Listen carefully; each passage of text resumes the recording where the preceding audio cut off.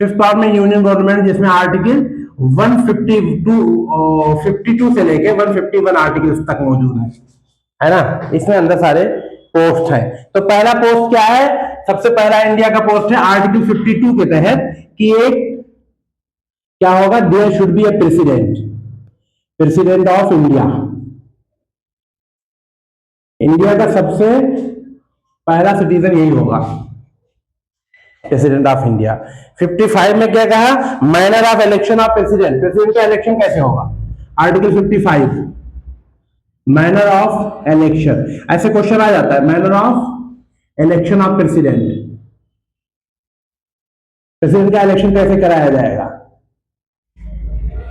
उसके बाद आर्टिकल 58 बताइए क्या है, टर्म ऑफ ऑफिस भी 56 के अकॉर्डिंग क्या है, टर्म क्या होगा, 5 साल होगा, 10 साल होगा, 20 साल होगा, कितनी बार बन सकते हैं। जैसे उसमें आप लोग देखोगे कि यूएस का जो प्रेसिडेंट है वो ज्यादा से ज्यादा 2 बार चूज हो सकता है, 2 बार इलेक्शन हो सकता है उसका, लेकिन इंडिया में 10 बार हो जाए तो कोई दिक्कत नहीं है। हाँ, कितनी बार हो जाए, ठीक है। और फिर आर्टिकल 58 क्या बताता है, क्वालिफिकेशन बताता है, कौन कौन प्रेसिडेंट बन सकता है, qualification of president, qualification of election of president.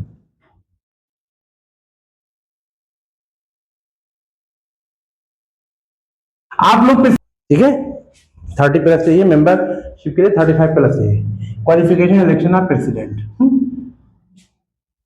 कौन हो, इंडियन सिटीजन हो, इंडियन सिटीजन तो हो गए, सब लोग हो सकते हैं, ठीक है।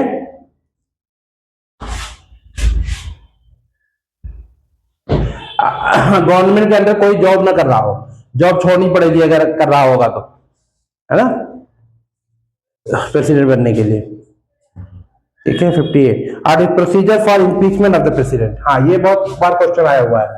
आर्टिकल 61 क्या कहता है, प्रोसीजर ऑफ इम्पीचमेंट, इम्पीचमेंट माने उसके ऊपर मुकदमा चलाया जाए कि वो अगेंस्ट कॉन्स्टिट्यूशन कुछ कर रहा है या वो उसकी पोजीशन अच्छी नहीं है, वो सही से काम नहीं कर पा रहा है। Procedure of impeachment of president, president का इम्पीचमेंट होगा। इंडिया में किसी प्रेसिडेंट का इम्पीचमेंट नहीं हुआ कभी, ट्रंप का हुआ था, नहीं हुआ था लेकिन कर नहीं पाया था, इम्पीचमेंट स्टार्ट किया गया था लेकिन कंप्लीट नहीं हुआ था, मतलब उसको हटाया नहीं गया था इम्पीचमेंट की वजह से। आर्टिकल है प्रेसिडेंट से रिलेटेड। अब देखो इम्पीचमेंट का मतलब क्या होता है, मुकदमा चलाएंगे उसके ऊपर कि आपने ये गलत काम किया है, तो आपके ऊपर मुकदमा चला जाएगा, एक्शन लिया जाएगा, रूल्स के खिलाफ जा रहा है तो इम्पीचमेंट के लिए, हाँ रिमूव करने के लिए, रिमूवल के लिए, रिमूवल ऑफ प्रेसिडेंट, प्रेसिडेंट को रिमूव करना चाहते हो आप, हाँ ठीक है, रिमूवल प्रोसीजर, ठीक है। आर्टिकल 63 कहता है कि एक प्रेसिडेंट के साथ एक वाइस प्रेसिडेंट भी होगा, there should be a vice president of India. आजकल वाइस प्रेसिडेंट कौन है, प्रेसिडेंट कौन है आजकल, द्रौपदी मुर्मू।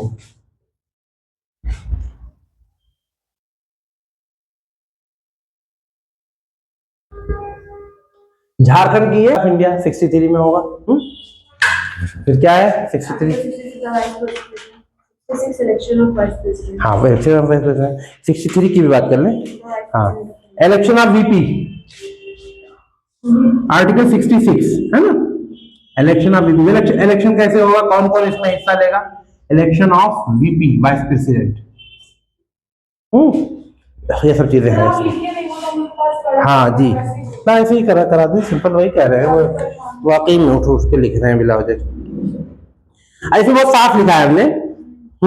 74 पे चले तो council of ministers to aid president, president को ऐड करने के लिए, प्रेसिडेंट तो सारा काम प्रेसिडेंट को करना है, तो प्रेसिडेंट को ऐड करने के लिए कौन होगा, एक काउंसिल ऑफ मिनिस्टर होगा, ठीक है। मिनिस्टर्स होंगे, इसमें कितने मिनिस्टर होंगे अभी बताते हैं। इसका जो हेड होगा उसको कहेंगे प्राइम मिनिस्टर, ओके, जो हेड होगा प्राइम मिनिस्टर। होम मिनिस्टर इसी में आएगा, इसी में डिफेंस मिनिस्टर आएगा, इसी में एजुकेशन मिनिस्टर आएगा, समझ में आया? इसको कहते हैं council of ministers. Okay, there should be council of minister to aid president. ठीक है, 76 के अकॉर्डिंग, आर्टिकल 76। आर्टिकल 76 में क्या कहा कि नहीं 76 है, 74 में देख लो पहले, council of minister, there should be a council of ministers.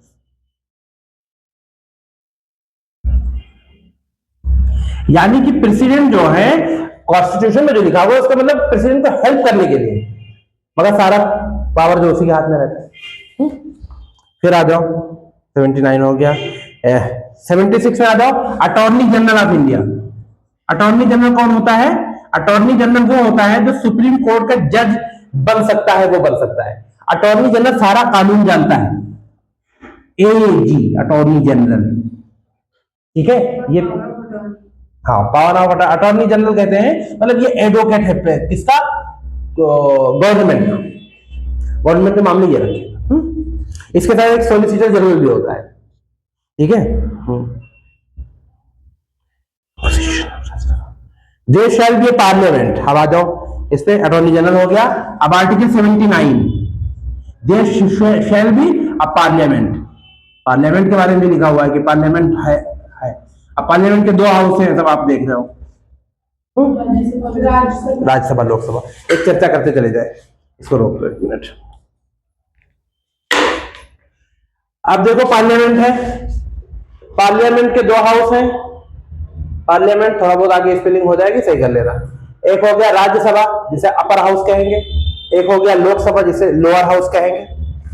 इसका इलेक्शन डायरेक्ट होगा, डायरेक्ट इलेक्शन। इसका क्या होगा? Indirect election. यहां कितने मेंबर होंगे मैक्सिमम? 250, 250, 250। हाँ रुक जाइए, यहां की भी बात नहीं करते। और मिनिमम नहीं, मतलब एक्चुअल है कितने? एक्चुअली है, एक्चुअल मेंबरशिप कितनी है? 245 की। तो 245 भी दो कैटेगरी है, 12 नॉमिनेटेड हैं, 233 ऐसे हैं, 233 क्या इलेक्टेड है, 233 इलेक्टेड है, 12 नॉमिनेटेड है। Nominated by president, president nominate कर दिया है। ओके ठीक है। इस 233 में 8 आए हैं यूनियन टेरिटरी से, बाकी सारे आए हैं स्टेट से। सबसे ज्यादा कहां से आए हैं, किस स्टेट से? तो यूपी से आए हैं। कितने आए हैं? 31 मेंबर। सबसे कम कहां से आए हैं? तो सिक्किम से आए हैं, सिक्किम से 1 मेंबर। वह सिक्किम के अलावा भी और बहुत सारे स्टेट है जहां से एक ही मेंबर आया। टेन्योर क्या होती है? 6 साल होता है।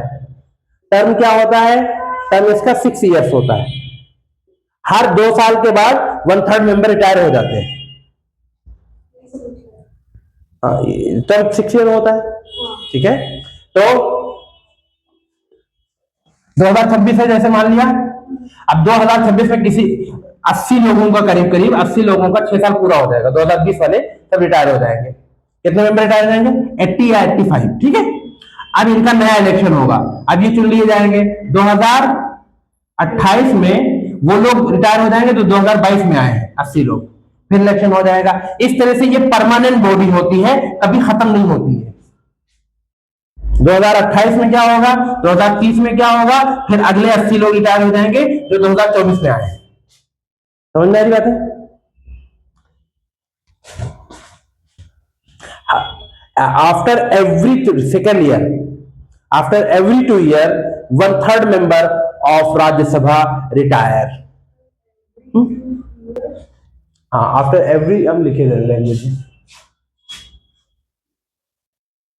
आफ्टर एवरी 2 ईयर 1/3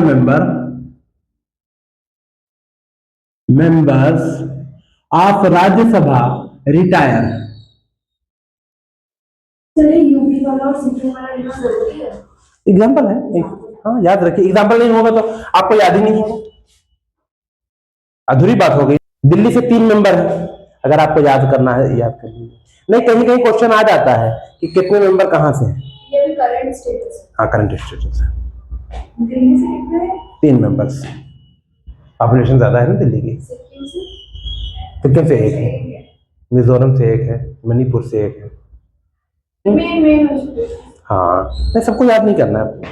बिहार से 16 है, बिहार से 16।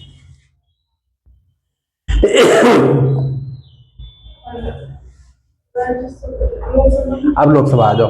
मैक्सिमम मेंबर कितने होते हैं लोकसभा में?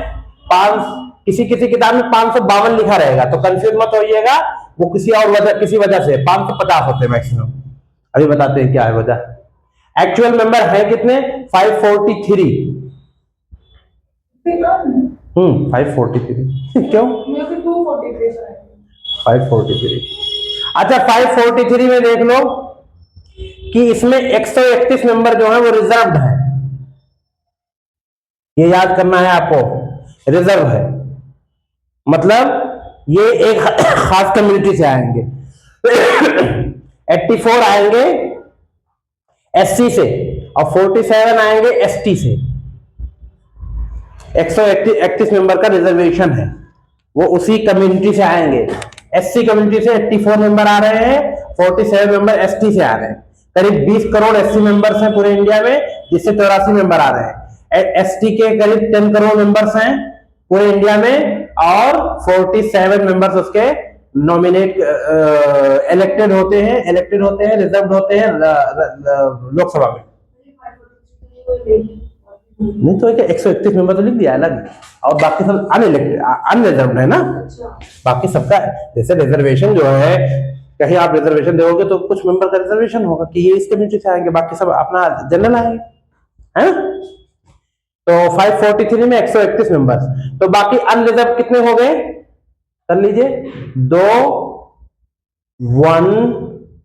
400 मेंबर, 412 मेंबर जो हैं, 412 मेंबर ना, ये 545 टोटल है ना। तो 131 मेंबर ही तो रिजर्व है। अच्छा 84 और 47 को भी ऐड करना है। नहीं 131 मेंबर रिजर्व है, उसमें 84 एससी से हैं और 47 एसटी से, समझ में? यही दोनों मिला के 131 हुए हैं, है ना। सही से समझिएगा इसको। पार्लियामेंट में 412 जो है वो अनरिजर्व है, मतलब जनरल लोग आएंगे इसमें। ओके, एक्चुअल में 543। टर्म क्या होता है लोकसभा का? 5 साल होता है, 5 इयर्स। 5 साल बाद डिसॉल्व हो जाएगी। ये परमानेंट बॉडी नहीं है, यानी ये कुछ दिनों के लिए डिसॉल्व रहती है, खत्म हो जाती है। ओके, हाँ जी, हाँ टर्म 5 इयर्स हो गए लोकसभा के लिए, इतनी हो गई, 5 साल हो गए, 543 मेंबर्स हो गए, ठीक है। अपोजिशन वगैरह बताना नहीं है, चलिए बस हो गया इतनी चीजें।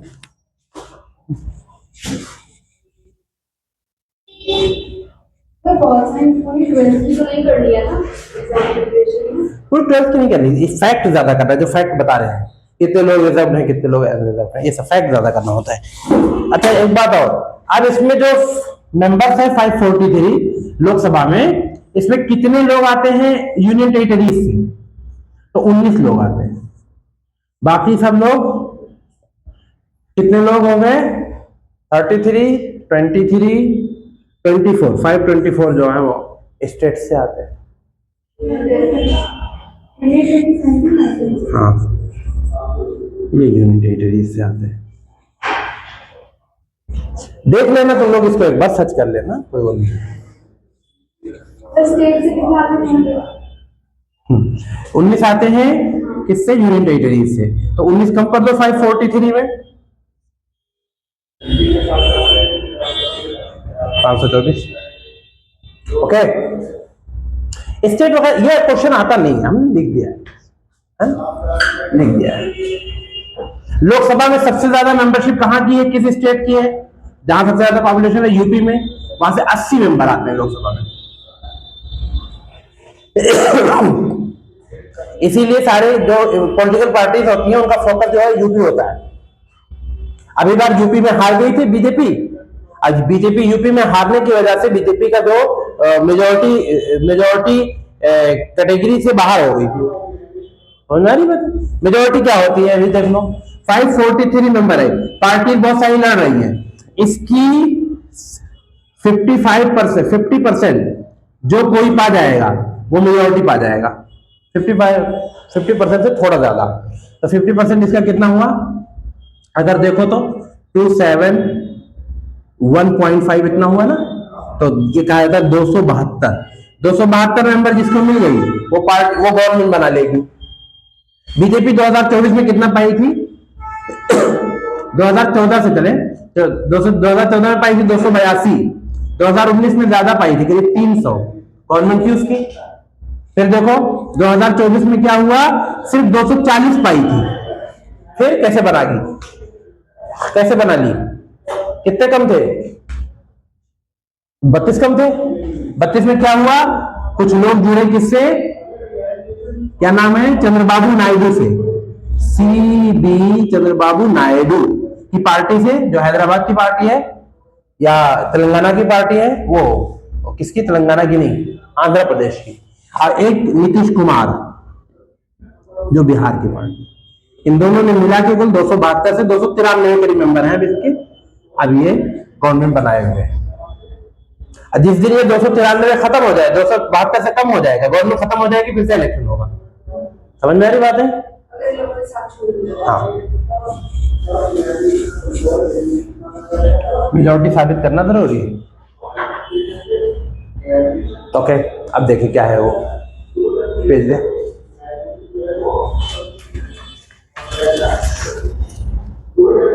Original generation 1979-76 80 composition, there shall be parliament हो गया, आर्टिकल 80 देख लो, इंपॉर्टेंट है। कंपोजिशन ऑफ राज्यसभा, राज्यसभा का कंपोजिशन क्या होगा, अभी हमने कंपोजिशन बता ही दिया, कंपोजिशन ऑफ राज्यसभा बता दिया हमने, कंपोजिशन 250 मेंबर होंगे, 250 से 245 मेंबर है, बता दिए कंपोजिशन, है ना। आर्टिकल 80 हो गया, आर्टिकल 88 देखो, आर्टिकल 88 के अंदर बताया गया राइट्स ऑफ मिनिस्टर्स, मिनिस्टर्स के राइट्स क्या है, राइट्स ऑफ मिनिस्टर्स एंड एजी यानी अटॉर्नी जनरल एंड एजी, ठीक। फिर देख लीजिए इसमें जल्दी जल्दी बता दे, 93 speaker and the deputy speaker of LS, बहुत इंपॉर्टेंट पोस्ट है, स्पीकर का इंपॉर्टेंट पोस्ट है, speaker and deputy speaker of LS, Lok Sabha के स्पीकर, और स्पीकर जो कहेगा वो किया जाएगा, अंपायर की तरह हैसियत होगी उसकी, ठीक है। स्पीकर के साथ एक डिप्टी स्पीकर होगा, अगर स्पीकर बीमार है, कोई वजह से एब्सेंट है, तो उसकी जगह पे डिप्टी स्पीकर काम करेगा। स्पीकर को कभी इस्तीफा देना हुआ तो किसको देगा, डिप्टी स्पीकर को देगा। समझ में आ रही बात है? ठीक है, बहुत इंपॉर्टेंट पोस्ट है स्पीकर का। और देख लो, अगर कभी जैसे हो गया कि कोई जैसे पार्लियामेंट में कोई मोशन चलाया गया, मोशन में नो कॉन्फिडेंस मोशन है, जैसे गवर्नमेंट के खिलाफ, इलेक्शन पार्लियामेंट के अंदर ही वोटिंग हुई किसी बात को लेकर, और देखा गया कि 270 मेंबर इधर है, 270 मेंबर इधर है, ये कहते हैं यस, ये कहते हैं नो, आप कौन किसका माना जाए, बताइए किसका माना जाए? अब स्पीकर की क्या बात है, कुछ लोग, ये इतने लोग कह रहे हैं यस, इतने लोग कह रहे हैं नो, फिर क्या किया जाए? फिर स्पीकर अपना इस्तेमाल करेगा पावर, इसको कहेंगे इसकी डिसाइसिव पावर होगा इसका। मीरा कुमार मतलब लेडी भी हुई हैं, हाँ जी, ओके। 93 बता दिया। 110 आर्टिकल 110, आर्टिकल 110 क्या कहता है, मनी बिल को डिफाइन कर रहा है। मनी बिल का मतलब समझो इंपॉर्टेंट बिल, मनी का मतलब पैसे रिलेटेड ही नहीं, पैसे रिलेटेड अक्सर इंपॉर्टेंट होता है, इसलिए मनी बिल का है। तो मनी बिल का मतलब इंपॉर्टेंट बिल, उसको डेफिनेशन किया गया, कौन कौन से बिल मनी बिल कहलाएंगे, तो ये आर्टिकल 110 में डिफाइन किया गया है। आफ्टर दैट आया आर्टिकल 112 हमने आप लोगों को पहले बता रखा है एक बार,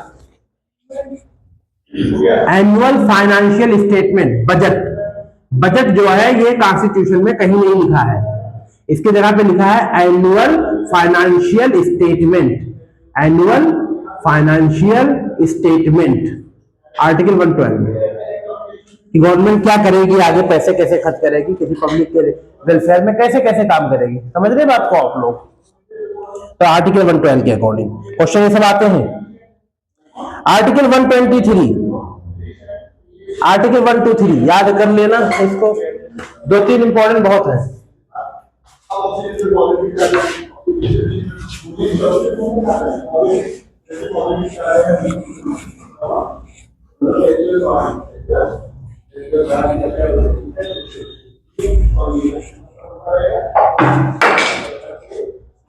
आर्टिकल 123, आर्टिकल 213, ये सब बहुत इंपॉर्टेंट है। आर्टिकल 123 ये है power of president to promulgate any ordinance. क्या लिखा हुआ है इसमें? Recess of parliament. जैसे पार्लियामेंट के 3 सेशन होते हैं। एक होता है बजट सेशन, इंपॉर्टेंट करके सुनिएगा। बजट सेशन ये शुरू होता है फेब में, आजकल शुरू हुआ है, और खत्म होता है मई में। इसमें पार्लियामेंट में नेतागण बैठेंगे और अपने अपने इश्यूज रखेंगे, जो इश्यूज हैं उनके इलाके के या कंट्री के या कहीं के भी जो रिलेवेंट है उनको रखेंगे। इसको कहते हैं बजट सेशन। फिर आता है आज मार्कर भी, मानसून सेशन। फिर आता है मानसून सेशन, ये होता है जुलाई और अगस्त में। ठीक है, एक होता है मानसून सेशन और एक होता है विंटर सेशन। विंटर सेशन ये कब होता है? नवंबर में और दिसंबर में। ठीक है, अब आपने देखा कि 2 महीने ये फरवरी, मार्च, अप्रैल, मई, 4 महीने ये, तो 4-4 8 महीने तक ही पार्लियामेंट है, 4 महीने छुट्टी है। तो जब रिसेस पीरियड होगा, जैसे जून में कोई जरूरत पड़ गई, कोई कानून बनाने की जरूरत पड़ गई, तो कानून कैसे बनाया जाए? अब ये क्योंकि ये मीटिंग में तो नहीं है, तो क्या किया जाएगा? इसके अंदर 123 आर्टिकल पावर देता है प्रेसिडेंट को ये अथॉरिटी देता है कि वो लॉ फटाफट बना ले। रिसेस ऑफ पार्लियामेंट है ना, वो प्रोमलगेट कर दे कि ये आज से लॉ है। अच्छा, वो लॉ जब बनाया जाएगा तो उस वक्त तो वो इफेक्टिव रहेगा, काम करेगा। फिर जब जैसे जून में बनाया और जुलाई में सेशन हो गई, आगे मीटिंग हो गई, तो मीटिंग में उस कानून पे, उस ऑर्डिनेंस पे, उसको ऑर्डिनेंस कहते हैं, उस ऑर्डिनेंस पे चर्चा होगा। और अगर ऑर्डिनेंस को यहां से भी लॉ बना दिया गया तो लॉ बन गया। समझ गए? और यहां से अगर कैंसिल हो गया, कैंसिल हो गया। समझ में आ रही बात है? और अगर चर्चा ही नहीं किया, इन्होंने चर्चा ही नहीं किया, छोड़ो, चर्चा ही नहीं किया, तो 6 महीने के बाद ये इनइफेक्टिव हो जाएगा। इनइफेक्टिव मतलब खत्म हो जाएगा आफ्टर 6 मंथ। क्या किया? ऑर्डिनेंस बना दिया, उन्होंने काम कर लिया। अब इन्होंने मीटिंग की और ऑर्डिनेंस को लॉ बना दिया, बात खत्म हो गई, बात लॉ बन गया। इन्होंने कहा कि नहीं बेकार है, ये खत्म कर दिया, तो खत्म हो गया। तीसरी बात, इन्होंने चर्चा ही नहीं की, इन लोगों ने कोई बात ही नहीं की इस पर, तो वो 6 महीने के बाद अपने आप इफेक्टिव हो जाएगा, खत्म हो जाएगा। समझ नहीं पाते? इसे कहते हैं कॉन्स्टिट्यूशन प्रेसिडेंट की इतनी वैल्यू दिखाई जाती है, एक्चुअली उसकी वैल्यू नहीं। एक्चुअली है तो उतनी, लेकिन हमारे कॉन्स्टिट्यूशन के अंदर एक बड़ी खास बात है कि उसमें किसी भी पोस्ट को ऐसा नहीं बनाया गया है कि सारे इख्तियार उसके हाथों में है और सारा वो सब कुछ कर ले, सब कुछ नहीं कर सकता। जैसे प्रेसिडेंट को बहुत सारे इख्तियार देके उसके बाद खत्म कर लिया गया, ले लिया गया, उसके बाद किसी और के साथ बांध दिया गया उसे, तो ऐसे ही सब। इसमें अब ये नहीं लिखा है ना, ये नहीं लिखा है।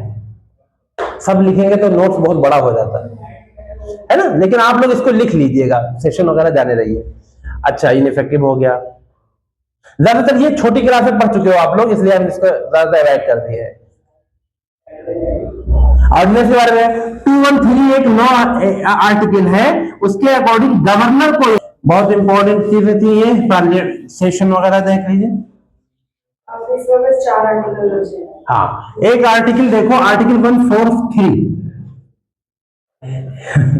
इसको कहते हैं, ये कंसल्टेशन होता है किससे? सुप्रीम कोर्ट से प्रेसिडेंट कंसल्ट करता है।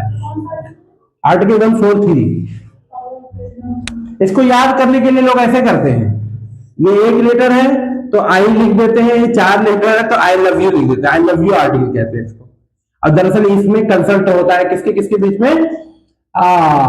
सुप्रीम कोर्ट और प्रेसिडेंट के बारे में, खामोशी से इसमें राय ले लेता है सुप्रीम कोर्ट का प्रेसिडेंट, इसे कहते हैं 143 आर्टिकल। ठीक है,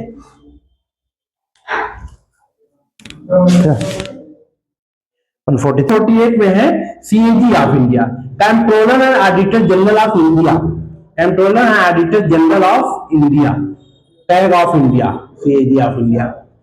ये क्या करता है? सीएजी क्या होता है? Guardian of public purse, guardian of public purse, जो इंडिया के अंदर पैसे हैं कंट्री के अंदर, उसका जो गार्जियन होता है, ये guardian of public purse, CAG.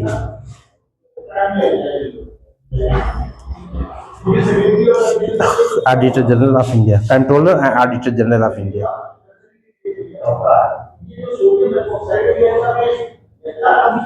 हाँ, अब वो भी देख ले, प्रेसिडेंट स्टेट गवर्नमेंट का भी अंदर देख ले।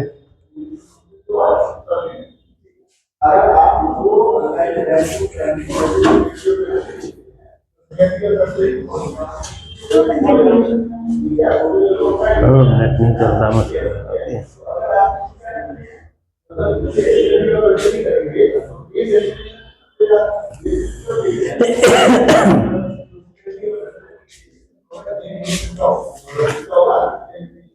अब देखिए, स्टेट गवर्नमेंट का आता है, आर्टिकल 152 से लेकर 237 आर्टिकल तक है स्टेट गवर्नमेंट। आर्टिकल 155 देखिए पहले, यह है गवर्नर ऑफ स्टेट। स्टेट में सबसे बड़ा पोस्ट किसका है? गवर्नर का है। हाँ, आर्टिकल 155, हाँ गवर्नर का है ना। सबसे बड़ा पोस्ट स्टेट के अंदर क्या है? गवर्नर का है। फिर 165 एडवोकेट जनरल ऑफ स्टेट, जैसे अटॉर्नी जनरल होता है वैसे ही एडवोकेट जनरल होता है इसमें, स्टेट में, advocate general of the state. सही है, वो ये गवर्नमेंट का वकील होता है। 165 है ना। रुको मार कर ले रहे, सब बेकार है।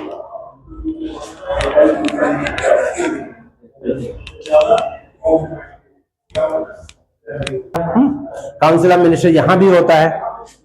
कंपोजिशन ऑफ एलए, एलए मतलब कंपोजिशन ऑफ, हाँ, स्टेट में लेजिस्लेटिव असेंबली होता है, और इसका जो मेंबर होता है उसे एमएलए कहते हैं, मेंबर ऑफ लेजिस्लेटिव असेंबली, है ना। आर्टिकल 71 देखो, कंपोजिशन ऑफ एलसी, एलसी क्या है? LC legislative council. अच्छा, लेजिस्लेटिव काउंसिल जो है, अच्छा एक बात और, इंडिया का जो पार्लियामेंट है वो बाई कैमरल है। बाई कैमरल मतलब 2 हाउस हैं इसके, बाई कैमरल, लोकसभा राज्यसभा। ऐसे इंडिया के स्टेट हैं, स्टेट सारे यूनिकैमरल हैं। यूनिकैमरल का मतलब एक ही हाउस है, लेजिस्लेटिव असेंबली ही है। लेकिन 6 स्टेट ऐसे हैं जो बाई कैमरल हैं। बाई कैमरल कितने हैं? 6 स्टेट्स, जहां लेजिस्लेटिव असेंबली भी है और लेजिस्लेटिव काउंसिल भी है। समझ लीजिएगा, कितने स्टेट है? 6 स्टेट है, 4 साउथ इंडिया में और 2 आपके नॉर्थ इंडिया में। अच्छा एक बात, पहले 7 स्टेट्स थे, जम्मू एंड कश्मीर स्टेट जब तक खत्म कर दिया गया तब से 6 स्टेट हो गए। यूपी और बिहार में बाई कैमरल है, यहां लेजिस्लेटिव असेंबली भी है, लेजिस्लेटिव काउंसिल भी। ओके, और महाराष्ट्र, कर्नाटका, आंध्रा और तेलंगाना। ये स्टेट्स जो हैं ये बाई कैमरल है।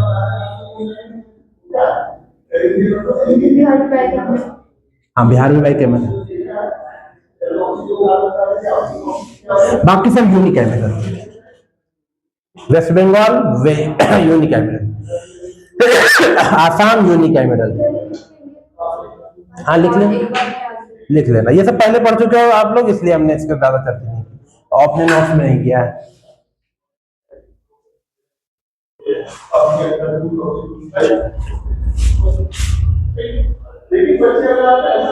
आर्टिकल 210 के according language to be used in the LA legislative assembly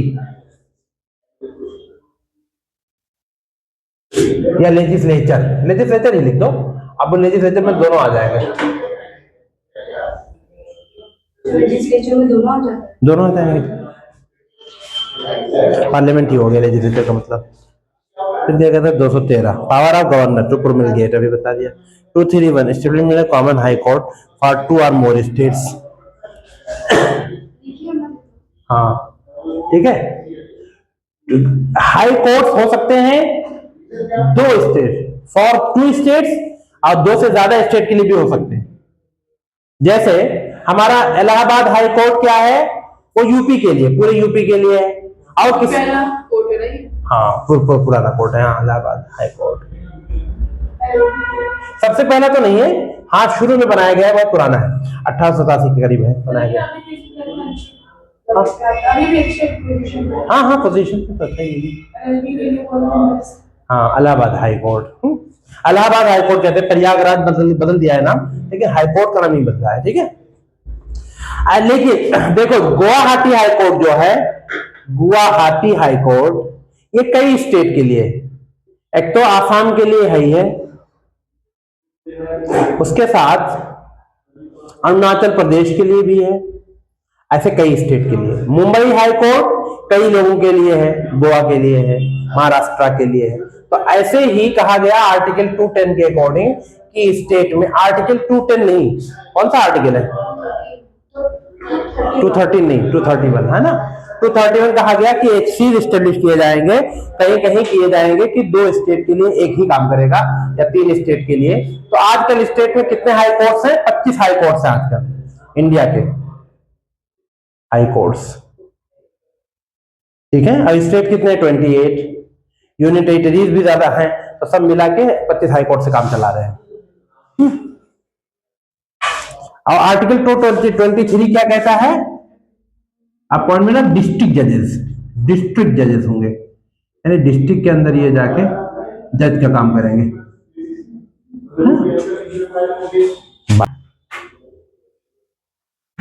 कल मैंने खुद से रीजनिंग की